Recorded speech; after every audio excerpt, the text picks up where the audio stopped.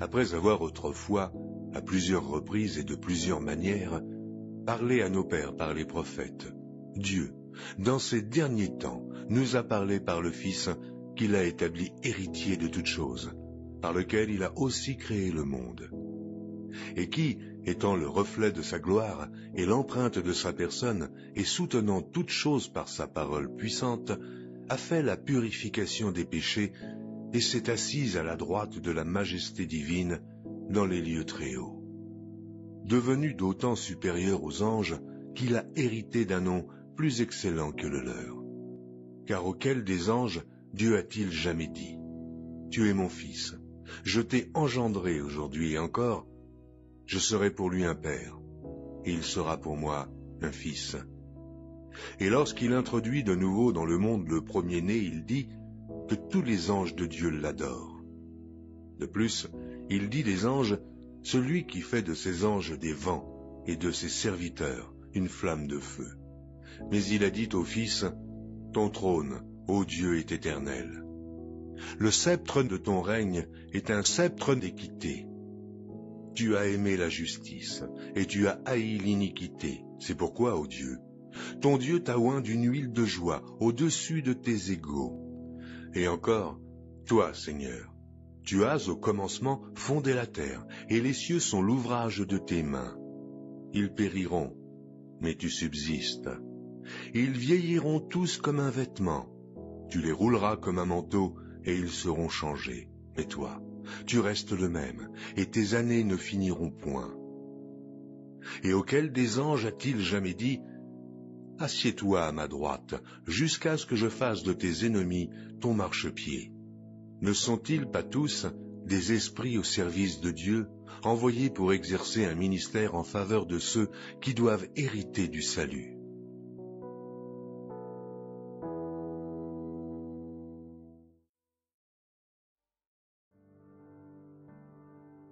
Nous voulons partager avec vous un thème d'actualité, celui du conflit israélo-palestinien. Bien des choses ont été dites à propos de ce conflit, qui est sans nul doute le plus ancien et le plus pesant dans le monde. Une compréhension claire à ce sujet a toujours été chose extrêmement difficile. Il faut d'ores et déjà comprendre qu'au-delà de ce que nous voyons, c'est-à-dire la guerre, la souffrance, ainsi que toutes les autres manifestations et conséquences néfastes et visibles de ce conflit, il y a une autre réalité invisible. La réalité spirituelle d'un conflit vieux de plusieurs siècles, où des forces invisibles et ténébreuses agissent, ayant pour unique but la destruction d'Israël. Il s'agit de la détermination acharnée de Satan, dans le seul but de faire disparaître le peuple d'Israël, d'empêcher son salut, et finalement d'empêcher le retour final de Jésus. Celui-ci doit se faire en Israël. Le retour du Messie Jésus-Christ, encore rejeté aujourd'hui par les Juifs, leur sera bientôt révélé. Mais il faut avant cela qu'Israël vive un temps de trouble encore jamais connu. Ce temps de douleur est justement ce qui leur permettra de se tourner vers Jésus et de crier à lui pour leur délivrance. Ce sera aussi un temps de jugement pour l'humanité, que la Bible appelle la colère de Dieu, notamment dans le livre de la Révélation, autrement dit de l'Apocalypse. C'est avec beaucoup d'humilité, de souffrance, de prière et par des recherches approfondies, aidés par l'Esprit Saint, que nous vous délivrons aujourd'hui, et sans prétention, une petite part de ce qui se cache derrière ce conflit israélo-palestinien. Afin d'avoir une vue d'ensemble, il faut observer la source de ce conflit. À la lumière de la Bible, nous scruterons l'histoire, l'anthropologie des peuples, les langues, l'archéologie, afin de discerner le mieux possible les contours de ce conflit. Nous tenons d'ores et déjà à vous annoncer qu'il y a une bonne nouvelle pour le monde et une merveilleuse nouvelle pour Israël. Jésus est le chemin de paix et de réconciliation, un formidable espoir pour tous. Nous vous le dévoilerons à la fin de cette vidéo. Plusieurs parties seront abordées. Nous verrons l'origine du mot palestinien et Palestine, l'origine des peuples arabes et du peuple juif, ainsi que les promesses faites pour Israël et pour le monde. Nous parlerons aussi de la manifestation d'un esprit satanique dans le temps et les époques, qui tente avec acharnement de détruire Israël. Nous verrons également de quelle manière cet esprit a inspiré les religions et les peuples à travers toute la Mésopotamie et le Moyen-Orient. Enfin, nous expliquerons qui est ce prince de la paix qui installera son règne, rassemblera les peuples du monde entier et instaurera une paix durable. Il fera cesser toute guerre, essuiera toute larme et apportera sécurité dans son règne mondial avec autorité, amour et justice divine. Afin de comprendre l'origine de la Palestine, nous avons besoin de deux sources importantes. La première source est la parole de Dieu. Elle consigne l'histoire du monde, les actes, épreuves, démonstrations de foi ou de désobéissance des hommes et les prophéties à venir, mais aussi le plan de salut, de paix et de réconciliation entre Dieu et les hommes. Ainsi, Dieu prend soin, et à plusieurs reprises, de nous laisser aussi une description généalogique de toute l'histoire des peuples humains, et particulièrement du peuple d'Israël, dans sa sainte parole, la Bible. La deuxième source provient de l'histoire terrestre, telle que les vestiges archéologiques, les usages et coutumes, les religions et les traditions laissées au travers de supports antiques écrits, gravés, aujourd'hui disponibles comme source indiscutable. Ce sont des preuves concrètes et palpables qui corroborent la Bible. Dans notre étude, les textes bibliques mettront en lumière de manière parfaite l'apparition des diverses civilisations et peuples qui ont vécu sur la terre. Le décryptage de ce conflit médiatisé comme choc des civilisations entre juifs et arabes nous oblige aussi à scruter les religions, et bien que cette source ne fasse pas autorité ou complémentarité avec la Bible, nous vous exposerons quelques références provenant de l'islam, du Coran et des hadiths, car il va sans dire que ces sources sont explicites quand il s'agit de dicter l'attitude que doit avoir un dévot musulman face aux autres religions, et plus particulièrement face aux juifs. Cela est essentiel. Dans la perspective de donner un maximum d'éclairage, cette troisième source fera l'objet d'une vidéo à part entière consacrée à l'islam et son origine. Nous tenons d'ores et déjà à dire que tout au long de cet enseignement, nous ne donnerons pas notre avis ni ne jugerons la communauté des musulmans, mais nous exposerons simplement les faits avec pragmatisme en laissant l'auditeur se faire sa propre opinion concernant ce sujet au regard de l'histoire archéologique et à la lecture des textes islamiques. Tout d'abord, il faut savoir que la logique chronologique est essentielle pour comprendre le film de l'histoire de l'humanité.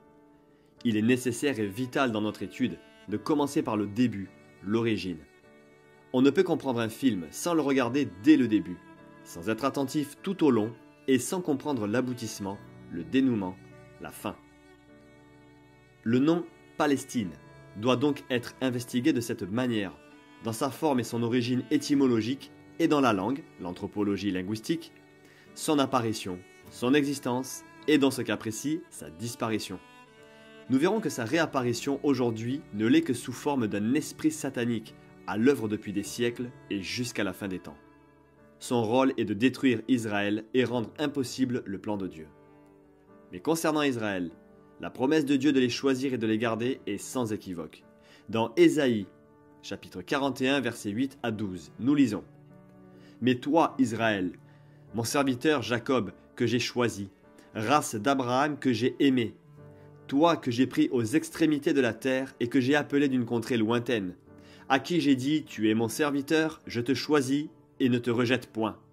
Ne crains rien car je suis avec toi. Ne promène pas des regards inquiets car je suis ton Dieu. Je te fortifie, je viens à ton secours, je te soutiens de ma droite triomphante. Voici, ils seront confondus, ils seront couverts de honte, tous ceux qui sont irrités contre toi. Ils seront réduits à rien, ils périront, ceux qui disputent contre toi. Tu les chercheras et ne les trouveras plus, ceux qui te suscitaient querelle. Ils seront réduits à rien, réduits au néant, ceux qui te faisaient la guerre. Le mot Palestine est un mot latin employé pour la première fois à l'époque de la domination romaine et du temps de la captivité d'Israël, quand la Judée tombe sous domination romaine en 63 avant Jésus-Christ. Le général romain Pompée, lors de sa campagne au Proche-Orient, a établi la province romaine de Syrie en 64 avant notre ère, et l'année suivante, il a conquis Jérusalem en 63 avant Jésus-Christ. Voici historiquement la description de la provocation romaine faite aux Juifs, qui a changé le nom de la terre promise, nommée Israël, en Palestine. Elle est très bien décrite sur le site Ménorah. Je cite. C'est l'empereur romain Hadrien, philosophe, amoureux des lettres et des arts, instaurateur de la paix romaine, qui avait renommé la Judée Palestina, pour effacer jusqu'au souvenir les Juifs de leur terre et de la terre. Il alla ainsi puiser dans l'histoire de ce territoire le nom des plus grands ennemis des Hébreux, les Philistins, dont la Bible nous rapporte les guerres qui les ont opposés. Hérodote nommait déjà, en grec donc, sous ce vocable, un pays qui s'appelait la Philistie, du nom des Philistins, ses habitants, couvrant un territoire allant du pays des Phéniciens, le Liban, jusqu'à la région de Gaza. Ce terme transcrivait l'hébreu en grec, mais dans ce transfert, le terme grec perdait sa connotation hébraïque. Le radical qui sert à forger le mot philistin, qui se dit pilishtim en hébreu, et de Philistie, péléchet en hébreu, signifie envahir. La désignation de ce peuple n'est pas purement idéologique. Elle repose sur un fait historique avéré et connu. Suite à un cataclysme naturel, entre autres l'explosion du volcan de l'île de Santorin, il y eut de grands bouleversements en Méditerranée. Des peuples migrèrent, en l'occurrence les peuples de la mer, venus des îles grecques pour s'établir sur la côte méditerranéenne, notamment pour la Philistie, entre Jaffa et Gaza. Il y eut un choc frontal non seulement avec les peuples locaux, mais aussi avec l'Égypte. La guerre avec les Hébreux dans la Bible illustre ces conflits. En se renommant aujourd'hui Palestiniens, les Arabes de ces territoires se désignent sans le savoir du même nom des envahisseurs, ce qui cadre en fait parfaitement avec l'invasion arabe de la Palestine. Ainsi, le mot Palestine n'est nul autre que la translittération du nom Philistie, peuple des Philistins d'origine indo-européenne, peuple de la mer Égée, ancêtre des Grecs. Adrien trouva, en renommant la terre d'Israël Palestine, l'occasion d'une provocation parfaite au peuple d'Israël qui résistait à l'envahisseur romain. Les Philistins, qui sont latinisés en palestiniens, étaient les ennemis d'Israël durant de longs siècles jusqu'à ce qu'ils aient complètement disparu. C'est sur le territoire de Canaan que le peuple de la mer, les Philistins, se sont assimilés au peuple cananéen. Cette terre de Canaan qui sera promise successivement à Abraham, Isaac et Jacob deviendra Israël. Nous allons voir l'arabisation du mot philistin historiquement. Voici un extrait du Forum Portail Juif francophone. Je cite. « Mais d'où venait ce mot de Palestine à l'origine ? Il est le produit de toute une réécriture. Son arabisation, Falastine, montre qu'il n'est pas originaire du discours arabe et de l'invasion arabe du 7e siècle. Le terme lui-même, Palestina, n'est pas non plus d'origine hébraïque, mais grecque et latine. Il est en effet, déjà à ses origines, le produit d'une réécriture de l'histoire, car le territoire ainsi nommé désignait la Judée, qui est le dernier pouvoir politique indépendant, avant la domination d'une série d'empires que sont l'empire assyrien, hellénique, romain, byzantin, arabe, turc et anglais. Après toutes ces dominations, la recréation de l'État d'Israël redonne son véritable nom à cette terre qui a connu tant de conquêtes. C'est pour rivaliser avec cette nouvelle donne, l'existence d'un État juif, que les Arabes de ces territoires inventent alors la nation palestinienne, dont il n'existe aucune histoire antérieure spécifique. Avant l'État d'Israël, il y avait en effet la domination turque, devenue symbiotique pour les Arabes locaux du fait de l'islam. Le califat était turc. Les Arabes de la région appartenaient à la Oumma islamique, c'est-à-dire la communauté musulmane mondiale. Fin de la citation. Selon Wikipédia maintenant, les Philistins apparaissent sous le nom de Pélécet dans des sources égyptiennes au XIIe siècle avant Jésus-Christ et sont présentés comme des ennemis de l'Égypte, mélangés à d'autres populations hostiles désignées collectivement par les historiens modernes sous le nom de peuples de la mer. Leurs origines sont débattues, mais l'opinion dominante les considère comme un amalgame de populations aux origines égéennes, anatoliennes et chypriotes, parlant des langues indo-européennes. L'étymologie maintenant. Le terme philistin est dérivé de l'hébreu Pilisti, qui apparaît à de très nombreuses reprises dans le Tanakh. Donc le Tanakh, c'est la Bible hébraïque. Dans ce livre apparaissent également quelques occurrences du mot Pélécet, désignant une région, la Philistie. Dans les régions grecques du texte biblique se trouve parfois Philistim, mais plus souvent le mot est traduit par allophuloi en grec ancien, qui signifie étranger. Selon National Geographic, de nombreux chercheurs associent également la présence des Philistins aux exploits des peuples de la mer, une mystérieuse confédération de tribus qui, selon des sources égyptiennes et d'autres sources historiques, semble avoir ravagé l'est de la Méditerranée à la fin de l'âge du bronze entre le XIIIe siècle et le début du XIIe siècle avant Jésus-Christ. Cette nouvelle étude publiée cette semaine dans la revue La Science Advance, basée sur la découverte en 2016 d'un cimetière dans l'ancienne ville philistine d'Ashkelon sur la côte sud d'Israël, offre un regard fascinant sur les origines génétiques et l'héritage des Philistins. La recherche semble corroborer leur origine étrangère, mais révèle que cette population s'est rapidement mélangée avec les locaux. L'étude a analysé l'ADN de 10 ensembles de restes humains mis au jour à Ashkelon au cours de 3 périodes différentes. Un lieu de sépulture datant de l'âge du bronze moyen tardif, environ 1650 à 1200 avant Jésus-Christ, antérieur à la présence philistine dans la région. Des sépultures d'enfants datant de la fin des années 1100 avant notre ère, et donc d'après l'arrivée des Philistins au début de l'âge de fer, et des personnes enterrées dans le cimetière philistin à la fin de l'âge du fer, entre le Xe et IXe siècle avant notre ère. Les 4 échantillons ADN du début de l'âge de fer, provenant tous de nourrissons enterrés sous le plancher des maisons philistines, incluent proportionnellement plus d'origine européenne additionnelle dans leur signature génétique, environ 14%, que les échantillons antérieurs à l'âge du bronze, 2% à 9% selon les chercheurs. Bien que les origines de cette ascendance européenne additionnelle ne soient pas concluantes, les modèles les plus plausibles renvoient à la Grèce, à la Crète, à la Sardaigne et à la péninsule ibérique. Daniel Master, directeur de l'expédition à Ashkelon et co-auteur de l'étude, qualifie ces résultats de preuves directes qui corroborent la théorie selon laquelle les Philistins ont migré vers l'ouest avant de s'installer à Ashkelon au XIIe siècle avant notre ère. Aren Mayer, un archéologue qui dirige les fouilles dans la ville philistine de Tel Et Safi Gat, et qui n'a pas non plus pris part aux recherches en cours, mais toutefois en garde contre une simplification excessive de l'histoire des Philistins, désignant ces figures bibliques antagonistes comme un groupe entêté et transculturel, composé de peuples d'origines diverses.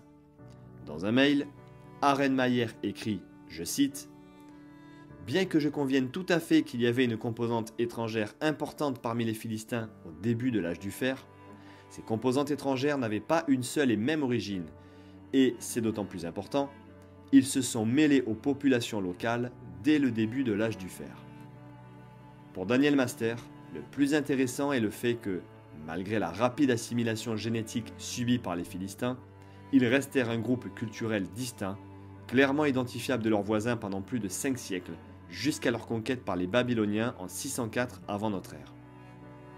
Je cite encore Daniel Master. C'est assez intéressant de voir comment la génétique des Philistins a changé en si peu de temps. Parce que si vous vous basez uniquement sur les textes bibliques, vous pourriez croire que personne ne voulait se mêler aux Philistins. Les Philistins palestiniens sont donc à l'origine un peuple d'anciens Grecs issus des îles crétoises et chypriotes et de la mer Égée. Ayant une langue indo-européenne, ils étaient de religion polythéiste. Ils ne sont pas sémites. Nous allons aussi le découvrir à la lumière de la Bible. Mais quel peuple autochtone vivait dans cette région avant que les Philistins ne s'y assimilent? C'est le territoire de Canaan. Nous allons le découvrir à travers la généalogie biblique. Maintenant, nous connaissons l'origine du mot Palestine dans l'anthropologie, qui n'est autre que le nom du pays des Philistins, donc Philistie latinisé. L'assimilation des Palestiniens philistins aux Cananéens est observable précisément dans les généalogies des peuples décrites dans le livre de la Genèse. Avant d'aller explorer les généalogies, nous tenons à vous partager un aparté essentiel. Sachez que le Seigneur nous aime et que son plan pour sauver le monde est pour tous les peuples de la terre. L'Éternel nous dit dans Genèse chapitre 9 verset 1 « Dieu bénit Noé et ses fils et leur dit « Soyez féconds, multipliez et remplissez la terre. » Et dans Ésaïe chapitre 45 versets 21 à 23 « Déclarez-le et faites-les venir, qu'ils prennent conseil les uns des autres. Qui a prédit ces choses dès le commencement et depuis longtemps les a annoncées? N'est-ce pas moi, l'Éternel? Il n'y a point d'autre Dieu que moi. Je suis le seul Dieu juste et qui sauve. Tournez-vous vers moi, et vous serez sauvés, vous tous qui êtes aux extrémités de la terre. Car je suis Dieu, et il n'y en a point d'autre. Je le jure par moi-même, la vérité sort de ma bouche, et ma parole ne sera point révoquée. Tout genou fléchira devant moi, toute langue jurera par moi. Dieu bénit donc tous ses peuples. Mais c'est le péché et la méchanceté de l'homme qui l'éloignent de Dieu, selon Ésaïe chapitre 59, verset 2. Non, la main de l'Éternel n'est pas trop courte pour sauver, ni son oreille trop dure pour entendre. Mais ce sont vos crimes qui mettent une séparation entre vous et votre Dieu. Ce sont vos péchés qui vous cachent sa face et l'empêchent de vous écouter. Car vos mains sont souillées de sang, et vos doigts de crime. Vos lèvres profèrent le mensonge, votre langue fait entendre l'iniquité. Nul ne se plaint avec justice, nul ne plaide avec droiture. Ils s'appuient sur des choses vaines et disent des faussetés. Ils conçoivent le mal et enfantent le crime. Ils couvent des œufs de basilic et ils tissent des toiles d'araignée. Celui qui mange de leurs œufs meurt, et, s'il en brise un, il sort une vipère. Leurs toiles ne servent point à faire un vêtement, et ils ne peuvent se couvrir de leur ouvrage. Leurs œuvres sont des œuvres d'iniquité, et les actes de violence sont dans leurs mains. Leurs pieds courent au mal, et ils ont hâte de répandre le sang innocent. Leurs pensées sont des pensées d'iniquité. Le ravage et la ruine sont sur leur route. Ils ne connaissent pas le chemin de la paix, et il n'y a point de justice dans leur voie. Ils prennent des sentiers détournés. Quiconque y marche ne connaît point la paix. Ces passages nous montrent que les hommes de tout peuple ont et auront une nature violente, due à la corruption du péché, mais que tous sont invités au salut en Jésus-Christ par sa grâce. Les passages suivants nous montrent à quel point l'homme sans Dieu est perdu. Romains chapitre 3, verset 12. Tous sont égarés, tous sont pervertis. Il n'en est aucun qui fasse le bien, pas même un seul. Romains chapitre 3, verset 23. Car tous ont péché et sont privés de la gloire de Dieu. Genèse chapitre 6, verset 5. L'Éternel vit que la méchanceté des hommes était grande sur la terre, et que toutes les pensées de leur cœur se portaient chaque jour uniquement vers le mal. L'Éternel se repentit d'avoir fait l'homme sur la terre, et il fut affligé en son cœur. Mais le Seigneur bénit tous les peuples. Jean chapitre 3, verset 16. Car Dieu a tant aimé le monde, qu'il a donné son Fils unique, afin que quiconque croit en lui ne périsse point, mais qu'il ait la vie éternelle. Après cet aparté important, voici ce que nous dit la Bible vis-à-vis des descendants des fils de Noé qui peupleront le monde entier après le déluge.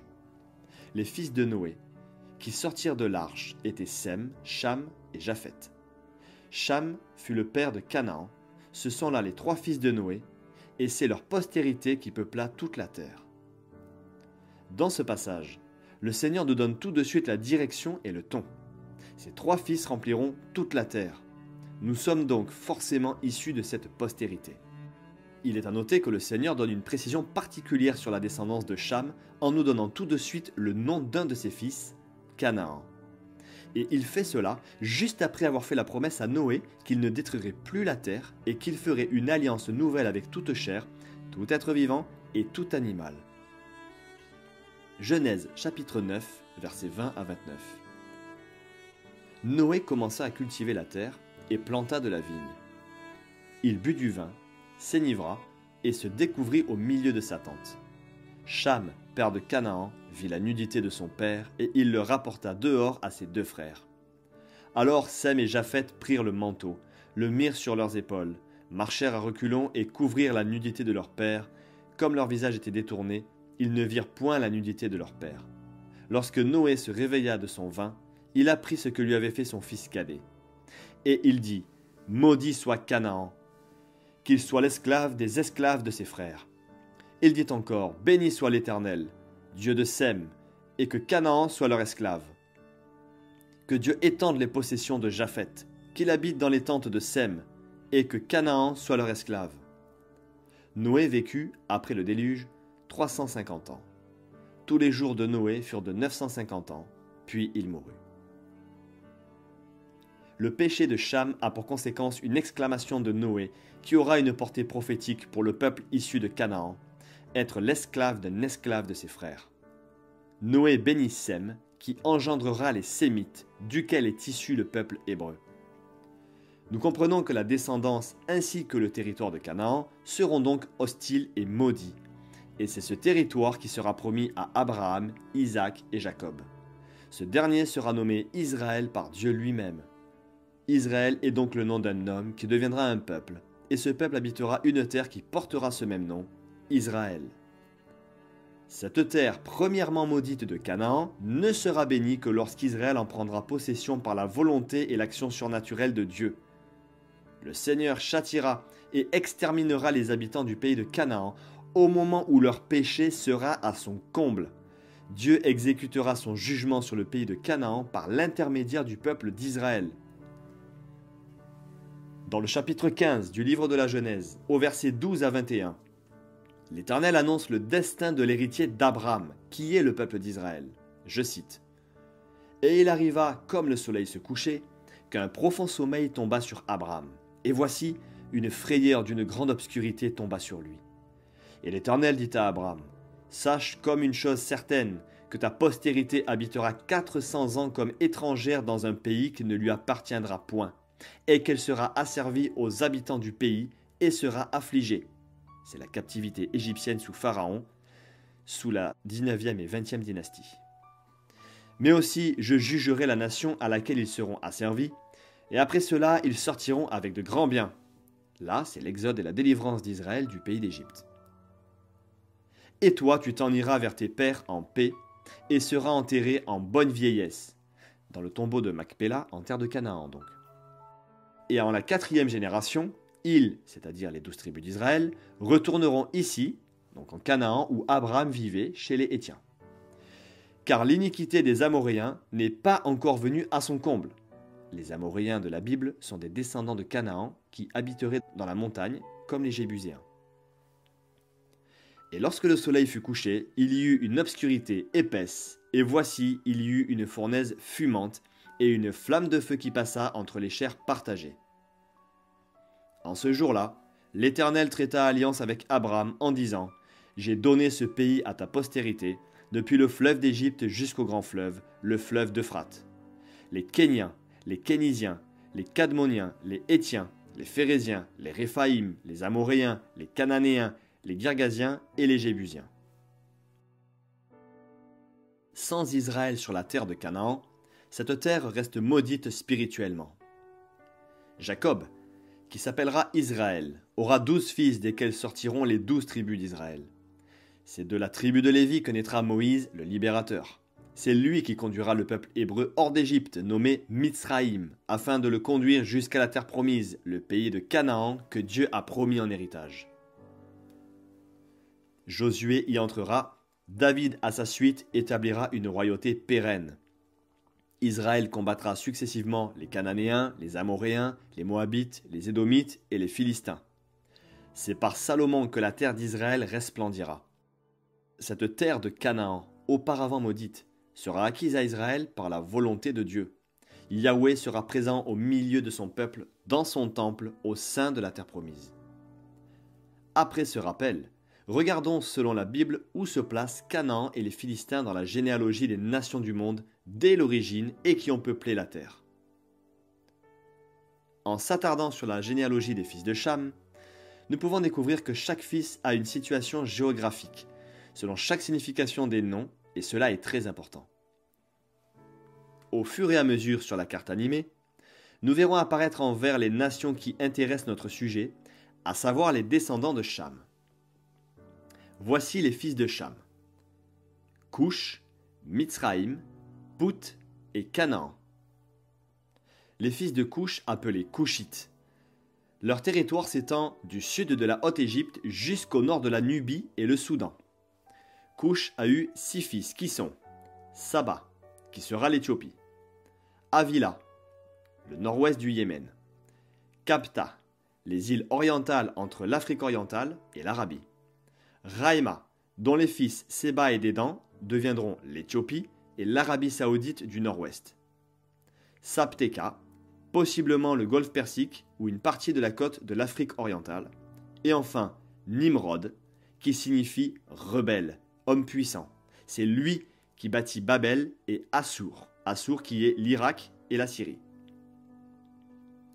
Les fils de Mitzraïm maintenant, c'est-à-dire l'Égypte. Il y a les Ludim, les Ananim, les Léabim, les Naphtuim, les Patrousim, les Casluhim, d'où sont sortis les Philistins, et les Caphtorim. C'est la Cilicie, Chypre et Crète. Ce sont les peuples de la mer Égée, ancêtres des Grecs. Ce nom signifie fortifié, donc forteresse. Il est important de comprendre que les Philistins sont donc de racines mitzraïmites, donc égyptiennes. Cette famille égyptienne a migré sans doute vers le nord, au-delà des mers, dans les îles de la mer Égée. Plus tard nommés par l'Égypte Purusati pour désigner l'un des peuples de la mer, ils furent vaincus à l'embouchure du Nil, puis sur terre par Ramsès III vers 1175 avant Jésus-Christ. C'est à cette date que le pouvoir égyptien concéda aux Philistins le littoral du sud cananéen. Là, ils établiront une confédération de 5 villes, Gaza, Ascalon, Gath, Ashdod et Ekron. Jusqu'à leur défaite par l'armée de David, cette union politique ou alliance de 5 cités, appelée Pentapole, fut gouvernée par des Séranim, qui formaient le conseil suprême du peuple. Maintenant, le territoire des peuples descendants de Pout, Pout qui signifie arc. Ce sont les Libyens qui peupleront l'Afrique du Nord, le Maghreb, formant toutes les tribus berbères autochtones, notamment la Mauritanie et le Sahara occidental, le Maroc, l'Algérie, la Tunisie, la Libye et tout ou partie du Mali. Maintenant, les fils de Canaan, qui sont les Phéniciens et divers peuples qui ont habité au bord de la côte actuelle de Palestine, c'est-à-dire Gaza, ainsi que l'ouest du Jourdain. Donc Sidon, qui est devenue une ville phénicienne à 30 km au nord de Tyr, c'est-à-dire du Liban. Heth, qui signifie terreur. Il est le fondateur des Hétiens, donc c'est le peuple hittite, ancêtre de la Turquie ou Anatolie centrale, et du nord du Liban. De ces 2 fils ont émergé les familles suivantes, que vous pouvez voir à l'écran. Les Jébusiens. C'est la région du district de Jébus qui signifie foulé aux pieds et qui sera Jérusalem. Les Amoréens, qui seront à l'ouest de l'Euphrate, incluant Canaan et la Syrie actuelle, du géant Og. Les Girgasiens, à l'ouest du Jourdain, non loin de Jéricho. Les Éviens, à la frontière syro-libanaise. Les Arkiens, au sud Liban. Les Syniens, au nord du Liban. Les Arvadiens, à l'île du Liban. Les Tsémariens, qui seront les habitants d'une ville de Canaan. Et les Hamathiens, principale ville de la Syrie supérieure. En simplifiant, ces territoires sont aujourd'hui Israël, donc la Palestine actuelle. Ce sont des portions du Liban, de la Syrie et de la Jordanie. Selon Genèse 10, versets 15 à 20, les familles des Cananéens se dispersèrent. Les limites des Cananéens allèrent depuis Sidon, donc sud-Liban, du côté de Guérar, sud de Gaza, jusqu'à Gaza, et du côté de Sodome, de Gomorrhe, donc le sud de la mer Morte en Jordanie, d'Adma et de Tseboïm, sud de la mer Morte du côté de Tsoar et Sodome et Gomorrhe, jusqu'à Lécha. Ainsi, nous pouvons voir distinctement sur la carte que l'ensemble des pays des descendants de Cham sont les pays d'alentour d'Israël, pays que peuplent les arabo-musulmans d'aujourd'hui. Force est de constater que les Cananéens étaient des Chamites, donc de Cham, et non des Sémites, de Sem. Les Arabes sémites émergeront plus tardivement et seront issus de la descendance d'Ismaël, fils d'Abraham et d'Agar, la servante égyptienne. Les Philistins, qui ne sont pas d'origine sémite, sont un peuple venant d'au-delà des mers, la mer Égée donc, des îles grecques, Chypre et Crète en grande majorité, des ancêtres des Grecs. Les Philistins sont donc des Chamites, issus du fils de Cham nommé Mitzraïm, l'actuelle Égypte, qui en hébreu signifie terre de dépression, doublement oppresseur, pays des limites.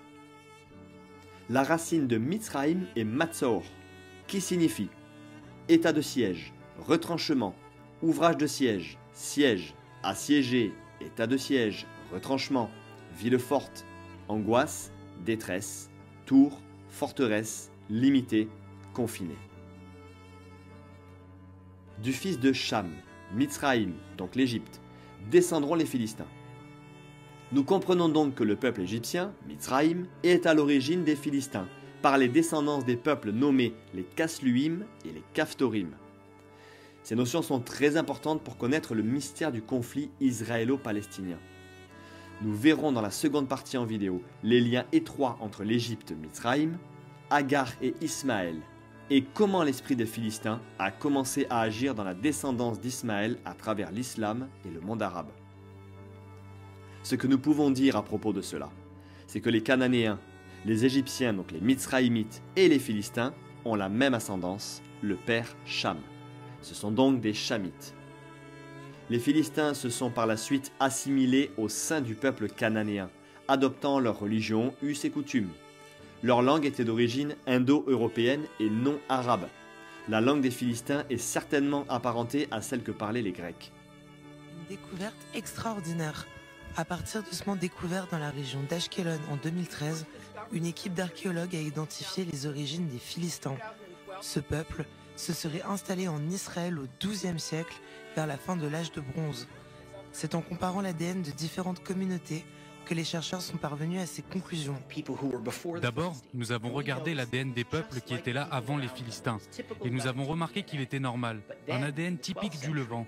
Mais ensuite, au XIIe siècle, nous avons remarqué une nouvelle composante, que nous considérons comme européenne et qui vient de l'Ouest. C'est complètement différent de toute la région. Les raisons qui ont poussé les Philistins à immigrer dans la région restent obscures, ainsi que leur origine européenne précise. Mais ces premiers résultats sont précieux.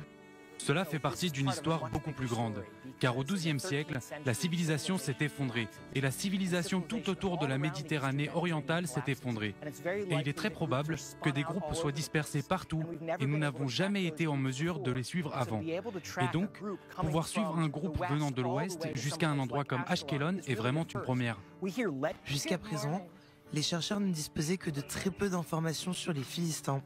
Ce peuple descendrait du géant Goliath. Il est présenté négativement dans les écrits bibliques. Nous avons aussi découvert qu'après des centaines d'années, les Philistins se sont mariés avec d'autres peuples de la région et n'étaient plus génétiquement distincts. Même si leur distinction génétique était perdue, on peut voir que les Philistins se considèrent comme le premier peuple de l'extérieur. Appelé aussi le peuple de la mer, il a disparu après la conquête babylonienne de la région il y a 2600 ans. À la lumière de ce que nous enseigne la Bible, et qui est confirmé par les recherches historiques, anthropologiques, linguistiques et archéologiques, les Palestiniens d'aujourd'hui ne sont donc pas des Philistins sous le rapport de l'ADN.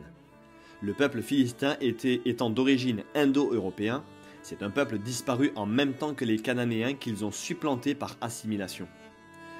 D'origine chamite, c'est de Mitsraïm, qui est l'Égypte aujourd'hui, que naîtront les Philistins. Latinisés par l'empereur Hadrien, Palestiniens en provocation au peuple d'Israël. Les Kasluim, les Caphtorim et les Kérétiens sont leurs ancêtres. Ces peuples ont migré vers la mer Égée et deviendront les Philistins, ancêtres des Grecs vivant dans les îles de la mer Égée. Le peuple philistin est d'ailleurs une civilisation disparue comme beaucoup d'autres civilisations antiques à travers le monde, telles les Minoens, les Sumériens, les Akkadiens, les Babyloniens, les Aztèques, les Mayas, les Khmers, etc. On retrouve néanmoins des traces d'ADN des Cananéens au sein des populations de la région du Moyen-Orient du Nord aujourd'hui, surtout au Liban près de Sidon. Mais cela ne fait pas encore consensus chez les chercheurs et archéologues en place et lieu de ces recherches.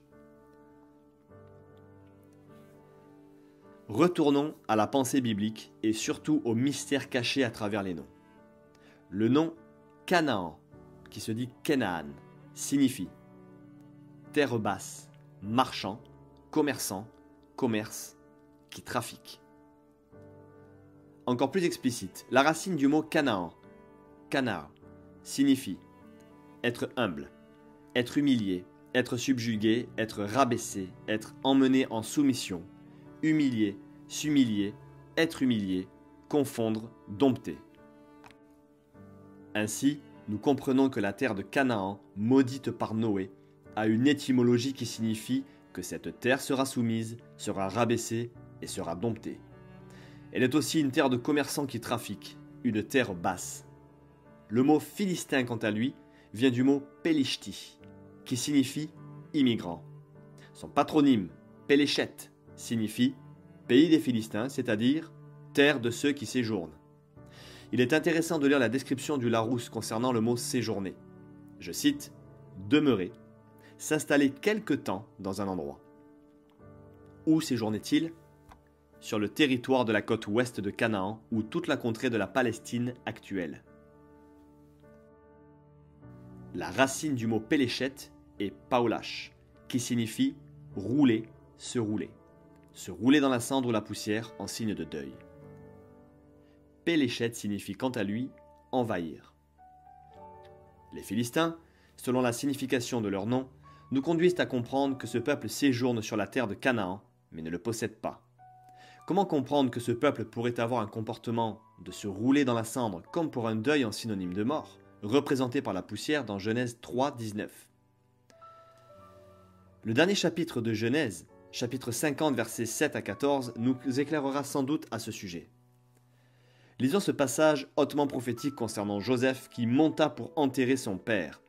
Nous le commenterons aussi ultérieurement pour une extraordinaire relation prophétique pour la fin des temps. Je cite. Joseph monta pour enterrer son père. Avec lui montèrent tous les serviteurs de Pharaon, anciens de sa maison, tous les anciens du pays d'Égypte, toute la maison de Joseph, ses frères et la maison de son père. On ne laissa dans le pays de Goshen que les enfants, les brebis et les bœufs. Il y avait encore avec Joseph des chars et des cavaliers, en sorte que le cortège était très nombreux. Arrivés à l'ère d'Atad, qui est au-delà du Jourdain, ils firent entendre de grandes et profondes lamentations. Et Joseph fit en l'honneur de son père un deuil de 7 jours. Je précise, car ils n'ont pas reconnu Jésus comme leur sauveur, le cœur du Père. Les habitants du pays, les Cananéens, furent témoins de ce deuil dans l'ère d'Atad, et ils dirent « Voilà un grand deuil parmi les Égyptiens. C'est pourquoi l'on a donné le nom d'Abel Mitzraïm à cette terre qui est au-delà du Jourdain. » C'est ainsi que les fils de Jacob exécutèrent les ordres de leur père. Ils le transportèrent au pays de Canaan et l'enterrèrent dans la caverne du champ de Macpéla, qu'Abraham avait acheté d'Éphron, le Héthien, comme propriété sépulcrale, et qui est vis-à-vis de Mamré. Joseph, après avoir enterré son père, retourna en Égypte avec ses frères et tous ceux qui étaient montés avec lui pour enterrer son père. Les Cananéens reconnurent donc un grand deuil avant l'exode du peuple hébreu par Moïse. Canaan restera une terre de sépulture des pères d'Israël jusqu'à ce que le peuple en intégralité puisse se rendre en terre de Canaan et y vivre, accomplissant ainsi la promesse faite par Dieu à leur père. L'expression « Voilà un grand deuil parmi les Égyptiens » nous montre à quel point l'Égypte avait pris Joseph en admiration et en affection. C'est ce qui représente prophétiquement les nations des gentils qui ont accepté et qui acceptent encore aujourd'hui Jésus-Christ, représenté prophétiquement dans ce récit par Joseph.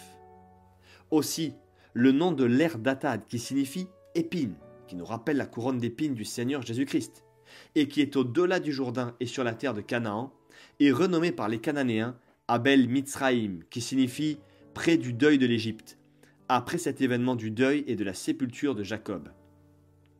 Cette sépulture de Jacob est aussi une image de la mort à soi-même, qu'Israël vivra durant les 7 ans de tribulation.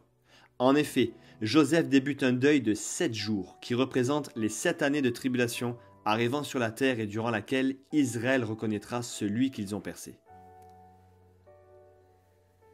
Les Philistins se sont donc assimilés au peuple cananéen maudit par Noé dans Genèse chapitre 9 et ont vécu sur une terre qui est promise à Israël.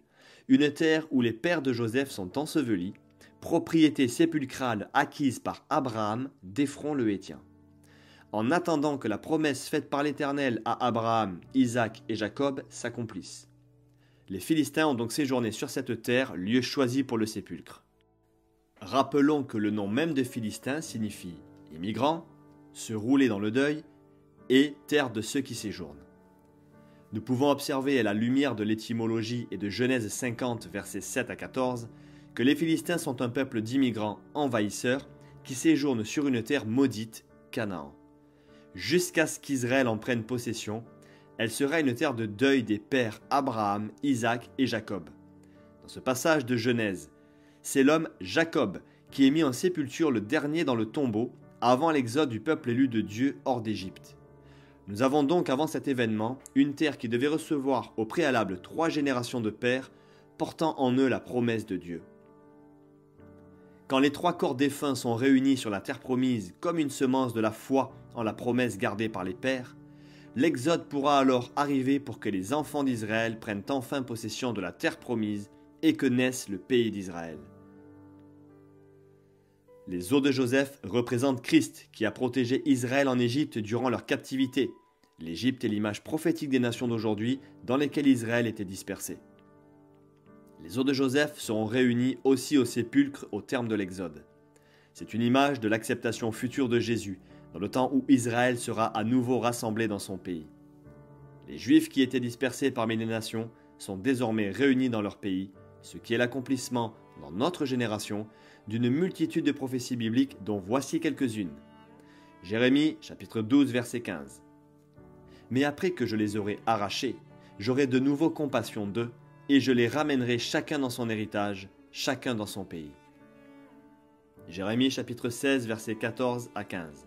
« C'est pourquoi voici, les jours viennent, dit l'Éternel, où l'on ne dira plus, l'Éternel est vivant, lui qui a fait monter du pays d'Égypte les enfants d'Israël, mais on dira, l'Éternel est vivant, lui qui a fait monter les enfants d'Israël du pays du septentrion et de tous les pays où il les avait chassés.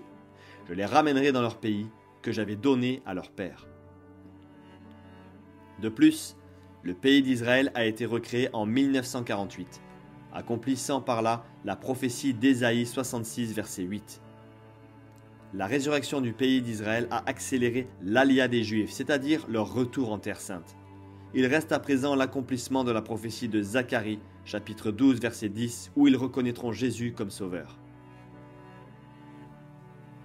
Cette acceptation de Jésus est imminente. Les os de Joseph représentent prophétiquement la mort de Jésus-Christ hors du temple. Israël, qui n'a pas encore accepté Jésus comme son sauveur, doit ressusciter selon Ézéchiel, chapitre 37, versets 1 à 10, en acceptant la mort et la résurrection de Jésus. Jésus doit ressusciter dans leur cœur en quelque sorte. Car les os sont ramenés par Israël. Cela montre prophétiquement le plan de Dieu pour la rédemption d'Israël. C'est en cela que Satan travaille avec acharnement, afin qu'Israël ne rencontre pas son sauveur. L'Antichrist sera le moyen de séduction ultime pour faire périr Israël, qui tombera dans le piège brièvement. Mais Dieu fera de cette tromperie un détonateur spirituel qui réveillera le peuple de Dieu, le sortira de cette torpeur spirituelle et de la séduction de l'Antichrist.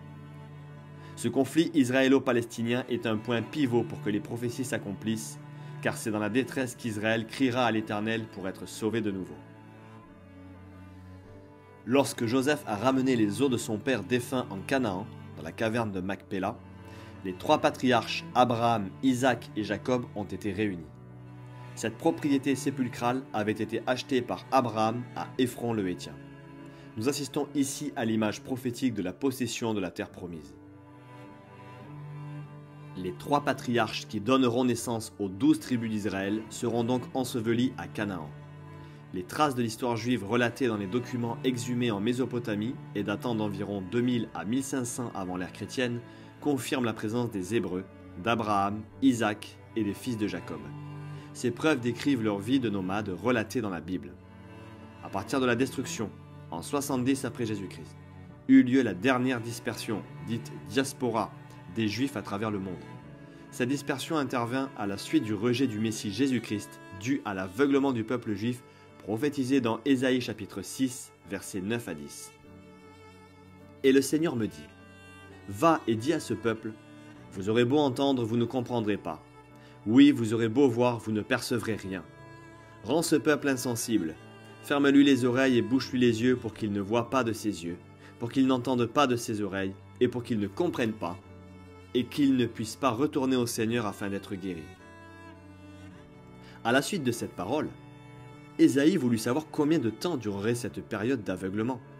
Au verset 11, nous lisons « Je demandais alors, « Jusqu'à quand, Seigneur ?» Immédiatement, Ésaïe reçut la réponse suivante, au chapitre 6, versets 11 à 13. « Et il me répondit, « Jusqu'à ce que les villes soient dévastées et privées d'habitants, qu'il n'y ait plus personne dans les maisons et que ce territoire soit réduit en désert et dévasté. L'Éternel enverra ses habitants au loin, et le pays sera à l'état d'abandon. S'il y subsiste encore un dixième du peuple, à son tour il sera embrasé par le feu. Mais, comme un térébinthe ou comme un chêne qui conserve sa souche quand il est abattu, la souche de ce peuple sera une semence sainte. » La réponse divine confirmait que, selon un processus continu, la population des Juifs serait réduite dans le pays. Même un dixième de l'ancien nombre d'habitants serait encore beaucoup trop. Mais le pays d'Israël ne serait jamais complètement dépeuplé. Une population résiduelle resterait toujours dans le pays. ce que confirme l'image de l'arbre qui conserve sa souche, dont les racines restent dans la terre. Un arbre nouveau peut bourgeonner de nouveau et former un nouvel arbre. C'est pourquoi il est dit que la souche de ce peuple sera une semence sainte, comme une graine jetée sur un champ, tout ceci à partir du reste permanent de Juifs dans le pays. Au début du XIXe siècle, il ne restait plus qu'environ 6000 Juifs dans le pays, ce qui fut l'apogée de ce processus de dispersion. Ensuite, il y eut un retour qui s'opéra et qui était aussi prophétisé dans la Bible. Ainsi, à ce jour et depuis 4000 ans, jamais la terre d'Israël n'a été complètement vidée de son peuple, malgré les 3 diasporas. Le peuple hébreu, les Israélites, est donc encore présent de nos jours. Ce n'est plus le cas des Philistins que l'on nomme Palestiniens aujourd'hui, car ces Palestiniens ne sont en aucun cas la descendance du peuple de la mer, ancien grec, mais des descendants de peuples d'immigrants venus de l'Orient. Un exemple de fouille archéologique nous montre qu'ils prirent possession d'Ammon et de Moab, Ammon et Moab disparaissant à leur tour. Je cite The Biblical Archaeologist Reader. Des fouilles archéologiques ont montré que l'occupation du pays d'Ammon par des sédentaires cessa pratiquement avant le milieu du VIe siècle avant notre ère.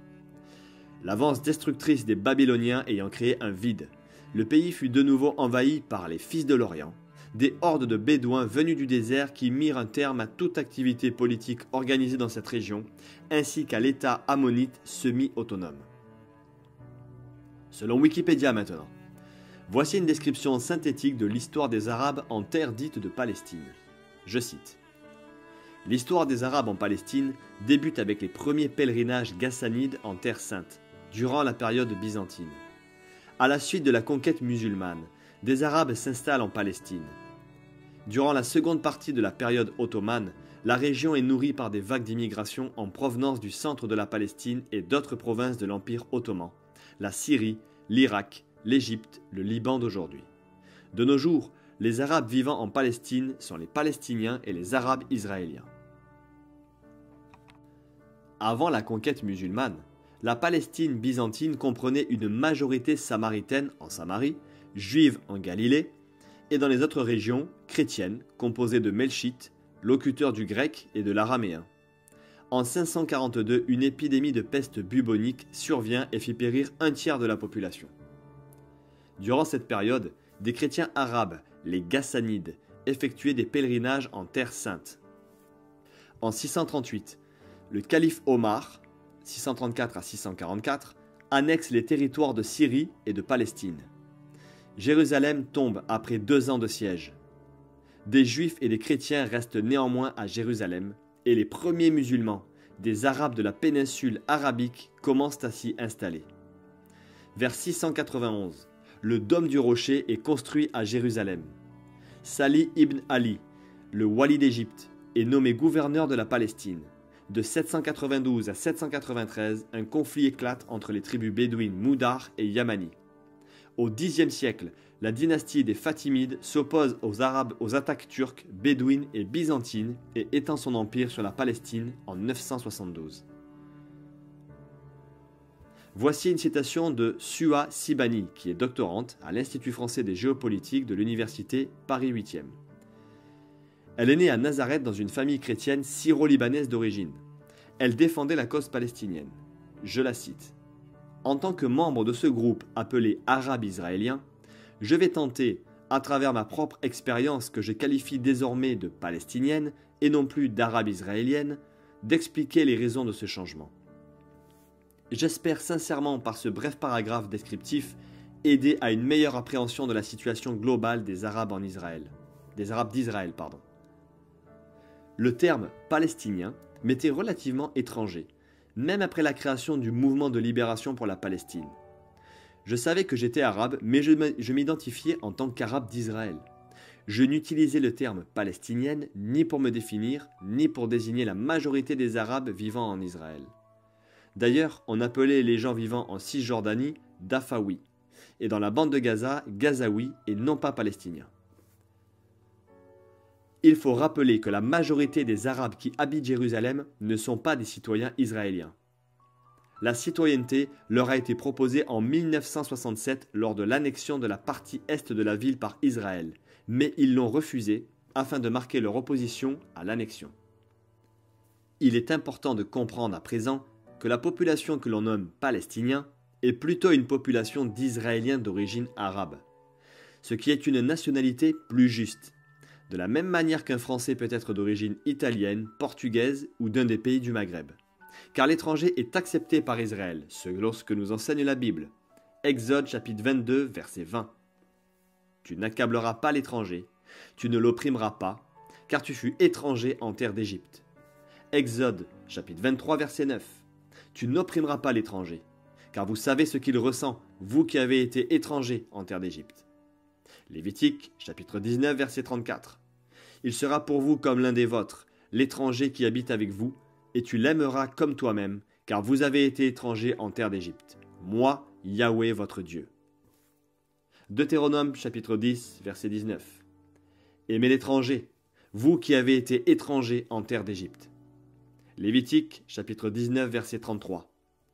Si un étranger vient séjourner avec vous dans votre pays, vous ne l'opprimerez point.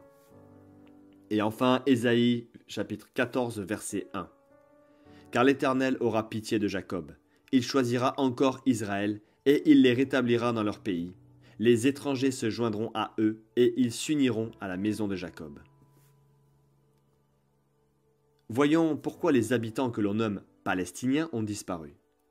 Sachant maintenant que la population actuelle en Palestine moderne est issue de l'immigration des peuples arabes d'alentour et ne sont ni des descendants cananéens, ni des descendants philistins. Il faut à présent investiguer la question de la disparition du peuple philistin antique dans la Bible. Pourquoi le Seigneur l'Éternel a-t-il annoncé au peuple d'Israël qu'il ferait disparaître toute trace des Cananéens et des Philistins?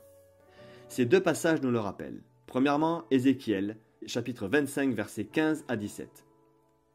Ainsi a dit le Seigneur l'Éternel, parce que les Philistins ont agi par vengeance et qu'ils se sont vengés inhumainement, avec mépris, et selon leurs désirs, jusqu'à tout détruire dans une haine éternelle.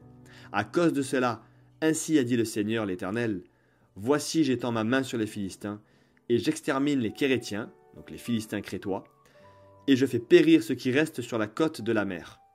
J'exercerai sur eux de grandes vengeances par des châtiments pleins de fureur, et ils sauront que je suis l'Éternel quand j'exécuterai contre eux ma vengeance. Et Sophonie, chapitre 2, versets 1 à 3. Recueillez-vous, recueillez-vous, nations sans pudeur, avant que le décret enfante et que le jour passe comme la balle, avant que l'ardeur de la colère de l'Éternel vienne sur vous, avant que le jour de la colère de l'Éternel vienne sur vous. Cherchez l'Éternel, vous tous les humbles du pays, qui faites ce qu'il ordonne. Recherchez la justice, recherchez la débonnairté. Peut-être serez-vous mis à couvert au jour de la colère de l'Éternel. Car Gaza sera abandonnée et Askelon sera en désolation. On chassera Asdod en plein midi et Écron sera renversé. Malheur aux habitants de la région maritime, à la nation des Kérétiens. La parole de l'Éternel est contre vous, Canaan, terre des Philistins. Je te détruirai jusqu'à n'avoir plus d'habitants. Et la région maritime ne sera plus que des pâturages, des loges de bergers et des parcs de brebis. Et ce sera une région pour les restes de la maison de Juda, et ils y paîtront. Le soir, ils reposeront dans les maisons d'Askelon, car l'Éternel leur Dieu les visitera et ramènera leurs captifs.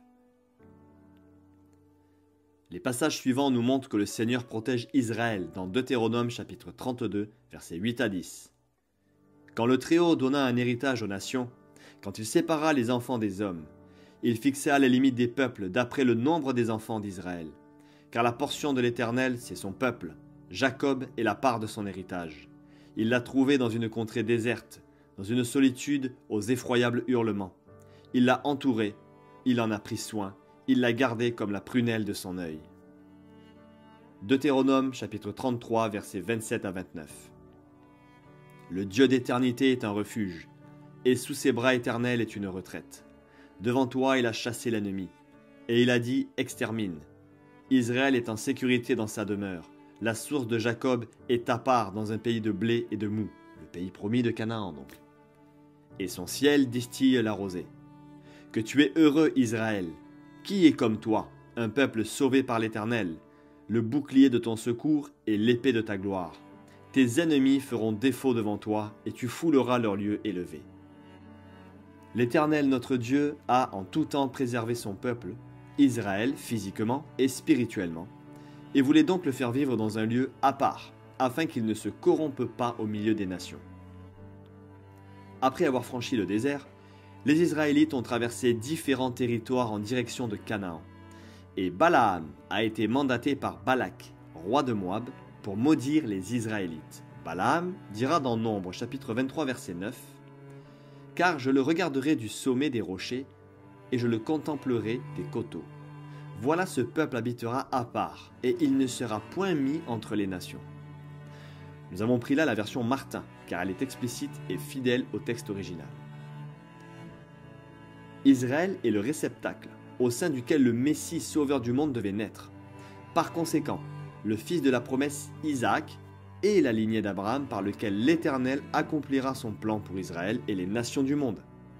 Jacob, Israël, est ce peuple choisi qui ne devait en aucun cas souffrir d'une alliance charnelle en se mêlant à d'autres peuples, afin que l'Esprit de Dieu puisse accomplir son œuvre.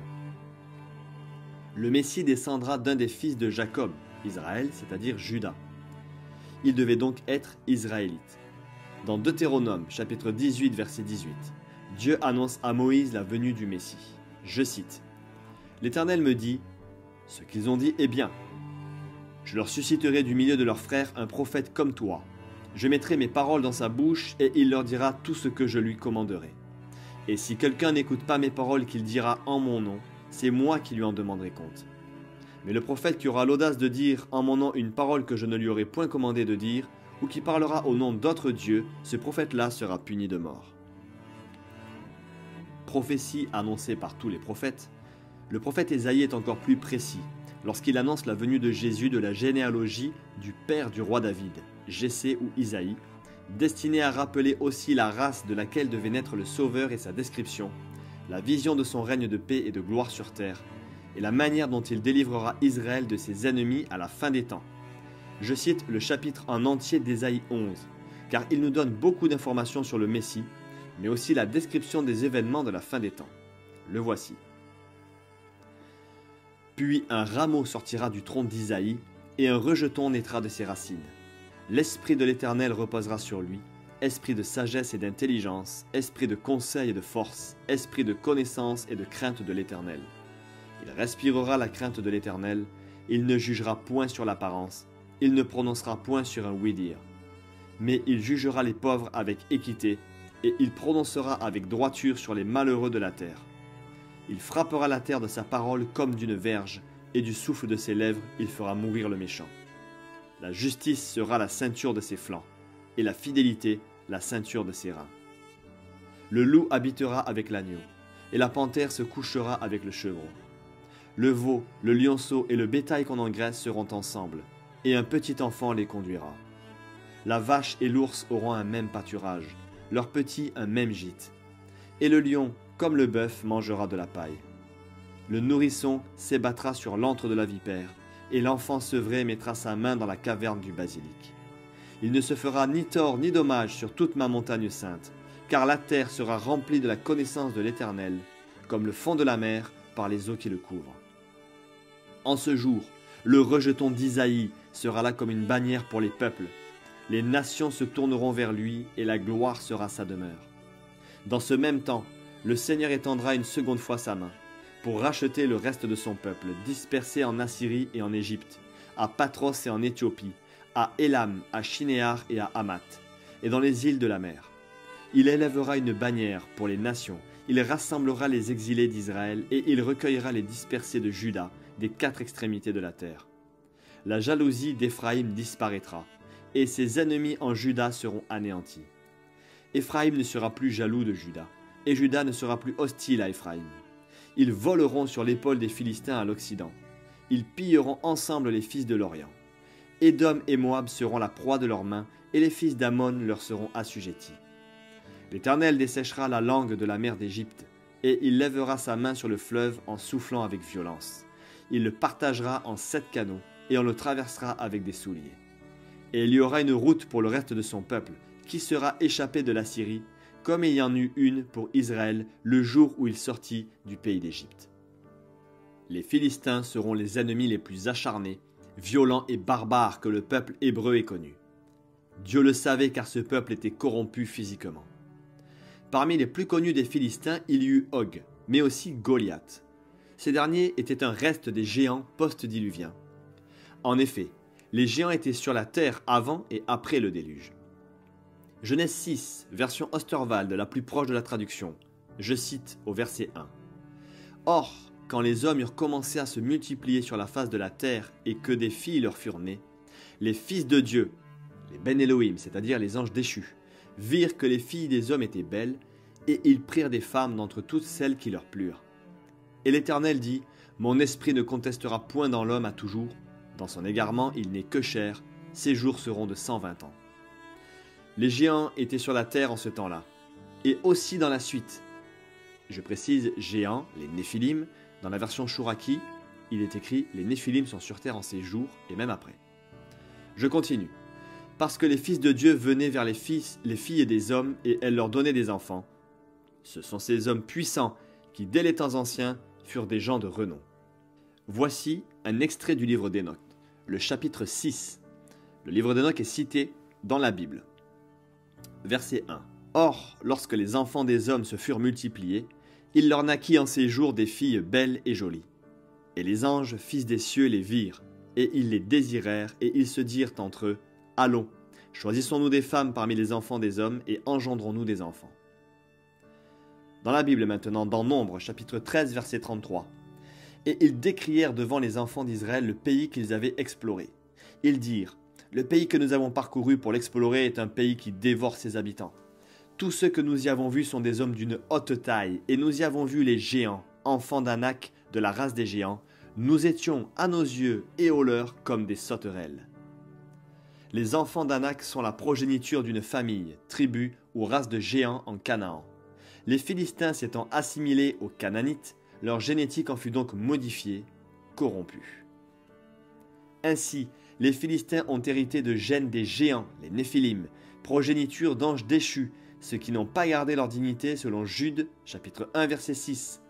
Ces mêmes anges sont décrits comme fils de Dieu dans Job, chapitre 1, verset 6 et Psaume 89, verset 6. Ce que signifie Néphilim pourrait être traduit par « ceux qui sont tombés ». Le déluge détruisit la grande majorité de ces êtres mi-hommes, mi-anges déchus. Un reste subsista. Noé fut le seul intègre de corps et d'esprit en son temps. Dieu le remarqua et le préserva comme une race d'hommes préservés et non corrompus physiquement et spirituellement. C'est par lui et parmi certains de ses fils que le plan de Dieu pouvait se poursuivre. Certains hommes nés de cette corruption vont très vite s'adonner à une vie débridée, se livrant à l'idolâtrie et à la débauche sexuelle, car l'histoire biblique montre que plus une civilisation est idolâtre, plus elle est débauchée et plus elle est incline à la violence. Le peuple israélite devait être préservé de cette corruption physique, afin de ne pas être génétiquement disqualifié et être ce peuple d'où sortira le Messie, notre Seigneur Jésus-Christ. Maintenant, nous allons découvrir comment le Seigneur préservera Israël des forces invisibles des ténèbres véhiculées à travers les religions des peuples. Maintenant, voyons les conséquences néfastes qu'un esprit qui n'est pas de Dieu a sur le monde physique, la vie notamment et le comportement de l'homme, et comment l'idolâtrie d'une fausse spiritualité corrompt les hommes. Dans Exode chapitre 34 verset 11, nous pouvons lire « Aussitôt, Moïse s'inclina à terre et se prosterna. Il dit « Seigneur, si j'ai trouvé grâce à tes yeux, que le Seigneur marche au milieu de nous, car c'est un peuple au cou roide. Pardonne nos iniquités et nos péchés, et prends-nous pour ta possession. » L'Éternel répondit « Voici, je traite une alliance. Je ferai en présence de tout ton peuple des prodiges qui n'ont eu lieu dans aucun pays et chez aucune nation. Tout le peuple qui t'environne verra l'œuvre de l'Éternel, et c'est par toi que j'accomplirai des choses terribles. Prends garde à ce que je t'ordonne aujourd'hui. Voici, je chasserai devant toi les Amoréens, les Cananéens, les Hétiens, les Phéréziens, les Héviens et les Jébusiens.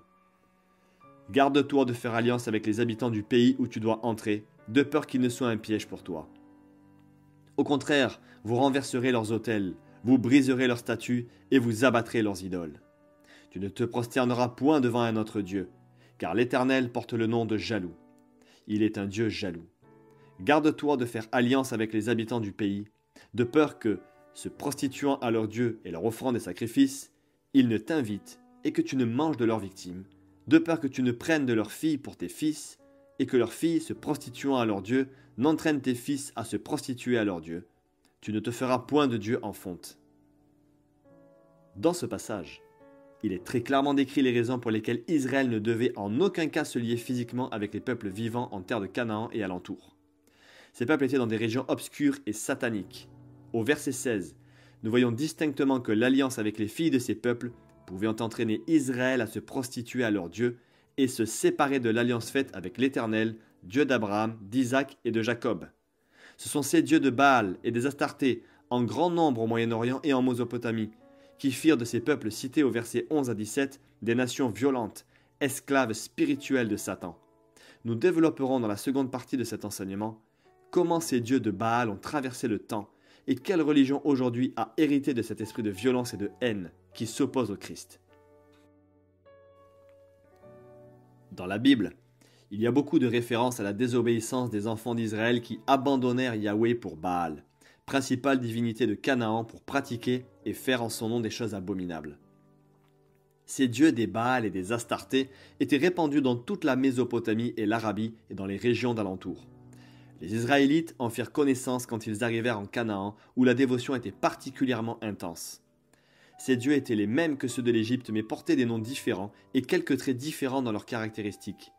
Les rituels et les traditions de ces dévotions comportaient des déviances d'ordre sexuel et d'excès, prostitution, homosexualité, perversion, inceste, la débauche du vin et des liqueurs fortes, de la magie et de la divination, mais aussi des sacrifices d'enfants. Le culte de Baal excitait la chair. Le sexe était à l'honneur, notamment dans Nombre, chapitre 25, versets 1 à 2. Dans Deutéronome, chapitre 18, versets 9 à 14, il nous est dit « Lorsque tu seras entré dans le pays que l'Éternel ton Dieu te donne, tu n'apprendras point à imiter les abominations de ces nations-là. Qu'on ne trouve chez toi personne qui fasse passer son fils ou sa fille par le feu, personne qui exerce le métier de devin, d'astrologue, d'augure, de magicien, d'enchanteur, personne qui consulte ceux qui évoquent les esprits ou disent la bonne aventure, personne qui interroge les morts. Car quiconque fait ces choses est en abomination à l'Éternel, et c'est à cause de ces abominations que l'Éternel ton Dieu va chasser ces nations devant toi. Tu seras entièrement à l'Éternel ton Dieu, car ces nations que tu chasseras écoutent les astrologues et les devins, mais à toi l'Éternel ton Dieu ne le permet pas. » Israël fut séduit à de nombreuses reprises par les dieux de ses peuples. Nous le voyons tout au long de sa vie dans la Bible. Mais l'Éternel Dieu a toujours préservé un reste d'Israël, fidèle par l'intermédiaire duquel il pouvait poursuivre son plan de rédemption et de sauvetage pour toutes les nations du monde. Car Israël est le peuple béni et élu de Dieu dont il a qualifié ses prophètes, car Dieu donne aux Israélites les dons d'humilité et de consécration qui dépassent en intelligence et en sagesse les nations. Deutéronome, chapitre 4, versets 5 et 6, c'est Moïse ici qui s'adresse au peuple. Je cite « Voici, je vous ai enseigné des prescriptions et des règles, comme l'Éternel mon Dieu me l'a ordonné, afin que vous les mettiez en pratique dans le pays dont vous allez prendre possession. Vous les respecterez et vous les mettrez en pratique, car ce sera là votre sagesse et votre intelligence aux yeux des autres peuples. Lorsqu'ils entendront parler de toutes ces prescriptions, ils diront « Cette nation est un peuple vraiment sage et intelligent. » Ainsi, Dieu parle par l'intermédiaire d'Israël pour que les nations soient bénies. Genèse chapitre 12 verset 3. « Et je te ferai devenir une grande nation, et je te bénirai, et je rendrai ton nom grand, et tu seras une bénédiction. Et je bénirai ceux qui te béniront, et je maudirai ceux qui te maudiront. Et toutes les familles de la terre seront bénies en toi. » Et aussi dans Jean chapitre 4 verset 22, « Le salut vient des Juifs. » Maintenant, nous savons que la main de Dieu a protégé dans le temps Israël de toute corruption et d'une disparition sur la terre. Et cela afin que le plan et la volonté de Dieu soient encore en action, car l'alliance doit subsister jusqu'à la fin des temps. Selon Genèse 17, versets 15 à 22, le Seigneur a dès le départ choisi Isaac, fils de la promesse, et non Ismaël pour faire cette alliance. Je cite, « Dieu dit à Abraham, « Tu ne donneras plus à Saraï, ta femme, le nom de Saraï, mais son nom sera Sarah. Je la bénirai et je te donnerai d'elle un fils. Je la bénirai et elle deviendra des nations. Des rois de peuples sortiront d'elle. » Abraham tomba sur sa face. Il rit et dit en son cœur, « Naîtrait-il un fils à un homme de 100 ans? Et Sarah, âgée de 90 ans, enfanterait-elle? Et Abraham dit à Dieu, « Oh, qu'Ismaël vive devant ta face !»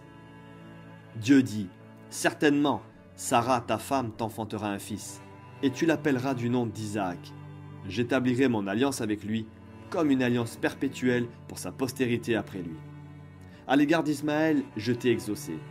Voici, je le bénirai, je le rendrai fécond, et je le multiplierai à l'infini. Il engendrera 12 princes, et je ferai de lui une grande nation. J'établirai mon alliance avec Isaac, que Sarah t'enfantera à cette époque-ci de l'année prochaine. » Lorsqu'il eut achevé de lui parler, Dieu s'éleva au-dessus d'Abraham. Israël est donc la seule nation déclarée par la bouche même de Dieu. Il lui donne le nom d'un homme qu'il a choisi comme postérité et père de son peuple, Jacob, qui deviendra Israël. Ses 12 fils sont 12 tribus, encore présentes aujourd'hui dans le monde, faisant d'Israël la nation antique la plus ancienne encore vivante aujourd'hui, ayant conservé la même langue, la même foi au même Dieu, Yahweh, l'Éternel. Ces critères sont uniques dans l'histoire des nations humaines. De nos jours, le monde voit la nation d'Israël comme étant celle qui est la plus injuste. Elle est critiquée et méprisée. Certaines nations vont jusqu'à dire qu'elle ne devrait plus exister. Certaines religions vont jusqu'à prétendre qu'elle n'est plus qualifiée pour poursuivre l'œuvre de Dieu et demeurer le peuple élu. C'est le cas de l'islam. Mais le Seigneur ne change pas et reste fidèle à ceux qu'il aime, même si ces derniers ne sont pas fidèles. 2 Timothée chapitre 2 verset 13. Si nous sommes infidèles, il demeure fidèle, car il ne peut se renier lui-même. 1 Thessaloniciens chapitre 15 verset 24. Que le Dieu de paix vous sanctifie lui-même tout entier, et que tout votre être, l'esprit, l'âme et le corps, soit conservé irrépréhensible lors de l'avènement de notre Seigneur Jésus-Christ. Celui qui vous a appelé est fidèle, et c'est lui qui le fera.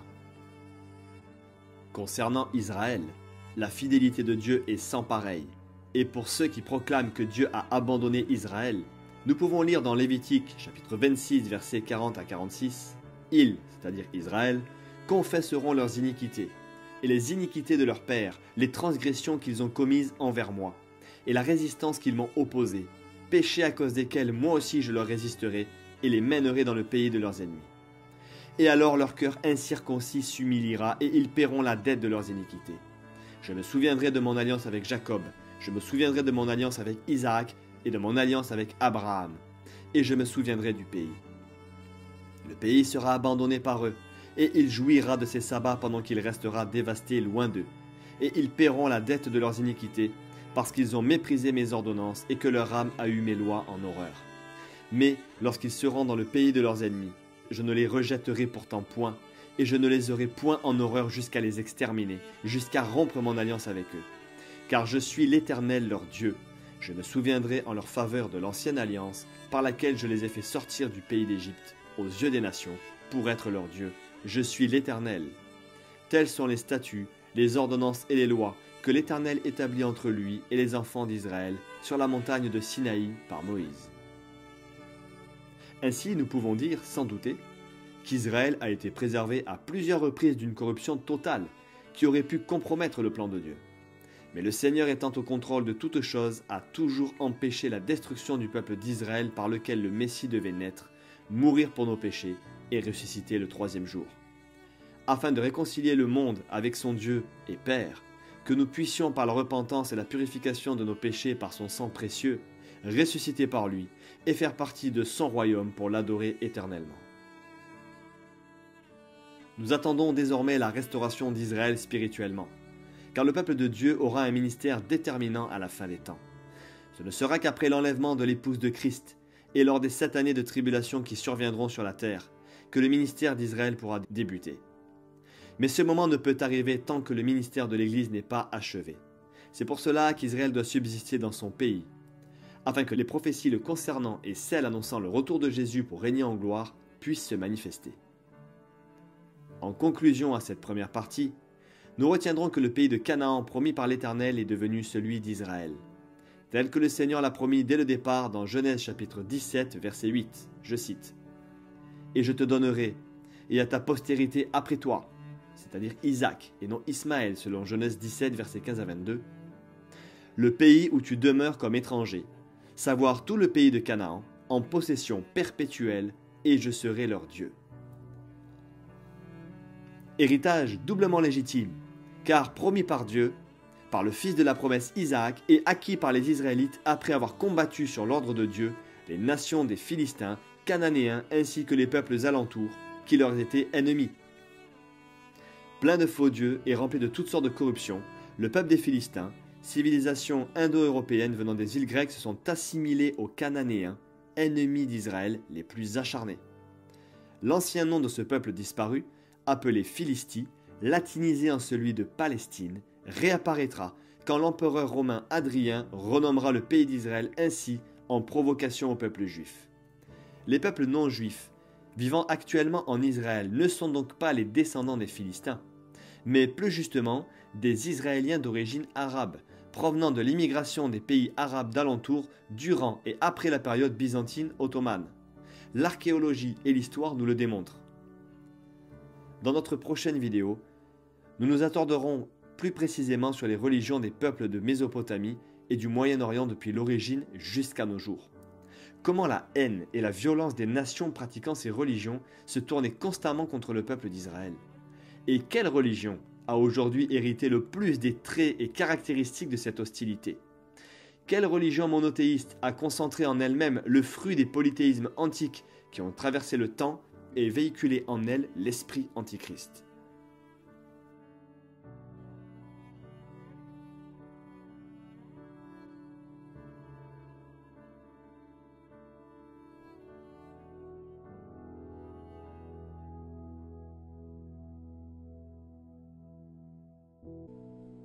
Béni soit Dieu, le Père de notre Seigneur Jésus-Christ, qui nous a bénis de toutes sortes de bénédictions spirituelles dans les lieux célestes en Christ. En lui, Dieu nous a élus avant la fondation du monde, pour que nous soyons saints et irrépréhensibles devant lui, nous ayant prédestinés dans son amour à être ses enfants d'adoption par Jésus-Christ, selon le bon plaisir de sa volonté, à la louange de la gloire de sa grâce qu'il nous a accordée en son bien-aimé.